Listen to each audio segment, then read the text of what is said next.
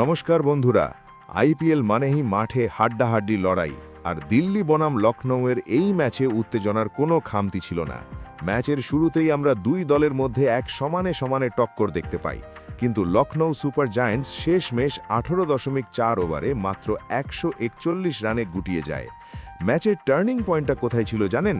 যখন দিল্লির পেস বোলাররা মাত্র 24 রান দিয়ে লখনউয়ের 4টে গুরুত্বপূর্ণ উইকেট তুলে নিয়ে ম্যাচের মোড় পুরোপুরি ঘুরিয়ে দেন। আর এরপর যখন রান তাড়া করার পালা এলো, তখন মঞ্চে এলেন সমীর রিজভি। 47 বলে 70 রানের এক দুর্দান্ত ম্যাচ জেতানো ইনিংস খেলে তিনি একাই লখনউয়ের হাত থেকে ম্যাচ ছিনিয়ে নেন। এই ম্যাচে দিল্লির জয়ের সবচেয়ে বড় কাণ্ডারি নিঃসন্দেহে সমীর রিজভি। তার ব্যাটিংয়ে শুধু যে পাওয়ার ছিল তা নয়, সবচেয়ে বেশি নজর কেড়েছে তার সংযম এবং ম্যাচিওরিটি। চাপের মুখে কিভাবে মাথা ঠান্ডা রেখে ইনিংস গড়তে হয় সেটা তিনি নিখুঁতভাবে দেখিয়েছেন।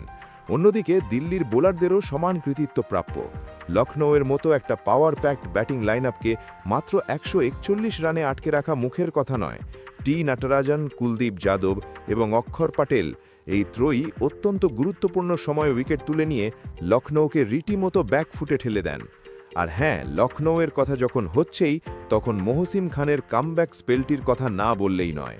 চোট সারিয়ে ফিরে 3 ওভারে মাত্র একটি উইকেট পেলেও তার বোলিংয়ের ধার এবং প্রভাব সত্যিই প্রশংসনীয় ছিল। লখনউ হারলেও তাদের কিছু পজিটিভ দিক নিশ্চয়ই ছিল। এর মধ্যে অন্যতম হলেন তরুণ পেসার প্রিন্স যাদব। তার বোলিং স্পেল সবাইকে মুগ্ধ করেছে, বিশেষ করে যে দুর্দান্ত ডেলিভারিতে তিনি অক্ষর প্যাটেলকে ক্লিন বোল্ড করলেন, তা এবারের টুর্নামেন্টের অন্যতম সেরা দৃশ্য হয়ে থাকবে। লখনউয়ের ব্যাটিং নিয়ে কথা বলতে গেলে আব্দুল সামাদের নাম আসবেই। দলের বিপর্যয়ের মুখে তিনি 36 রানের একটি লড়াকু ইনিংস খেলেন, কিন্তু তার আউট হওয়াটাই লখনউয়ের জন্য সবচেয়ে বড় ধাক্কা ছিল। তবে দিল্লির জয় সত্ত্বেও তাদের একটা বড় চিন্তার জায়গা রয়েই গেছে। ঋষভ পন্থের লাগাতার খারাপ ফর্ম এবং টপ অর্ডারের অনিশ্চয়তা দিল্লির টিম ম্যানেজমেন্ট এবং কোচিং স্টাফদের রণনীতি নিয়ে বড়সড় প্রশ্ন তুলে দিচ্ছে। ওপেনিং সমস্যা এবং স্পিন পেসের লড়াই। মজার ব্যাপার হলো, এই ম্যাচে দুই দলেরই ওপেনিং ব্যাটিং চূড়ান্ত ফ্লপ। মিচেল মার্শ এবং এইডেন মার্করামের মতো তারকা ওপেনারদের পারফরম্যান্স ছিল চূড়ান্ত হতাশাজনক। দর্শকদের যে প্রত্যাশা ছিল তার সিকি ভাগও তারা মেটাতে পারেননি।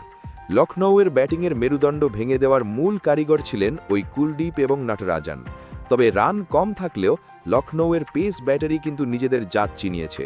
মায়াঙ্ক যাদব, আবেশ খান এবং প্রিন্স যাদবকে নিয়ে গড়া এই পেস আক্রমণ আগামী ম্যাচগুলোতে যে কোনো প্রতিপক্ষের রাতের ঘুম কাটতে প্রস্তুত। ম্যাচের শেষে যদি পুরো চিত্রটা দেখি, তাহলে দিল্লির দুর্দান্ত বোলিং এবং সমীর রিজভির ওই মাস্টার ক্লাস ইনিংসটাই ফারাক গড়ে দিয়েছে। ক্রিকেট মহলে এখন সমীর রিজভিকে নিয়ে জোর চর্চা চলছে। অনেকেই উত্তরপ্রদেশের এই প্রতিভাবান ব্যাটারকে স্বয়ং সুরেশ রায়নার সাথে তুলনা করছেন। আপনাদের নিশ্চয়ই মনে আছে, চেন্নাই সুপার কিংসই এই সমীর রিজভিকে 8 কোটি টাকা দিয়ে দলে নিয়েছিল।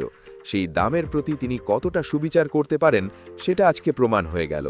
তবে লখনউ সুপার জায়ান্টসকে ঘুরে দাঁড়াতে হলে আগামী ম্যাচে কিছু বড় পরিবর্তন আনতেই হবে।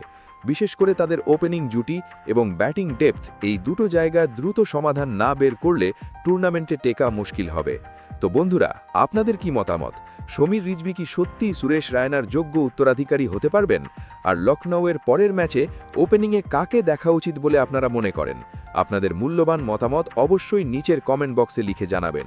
ভিডিওটি ভালো লাগলে একটা লাইক করে দেবেন, ক্রিকেটের পোকা বন্ধুদের সাথে শেয়ার করবেন। আর এরকমই সব ফাটাফাটি আপডেটের জন্য চ্যানেলটিকে সাবস্ক্রাইব করে বেল আইকনটি প্রেস করতে ভুলবেন না।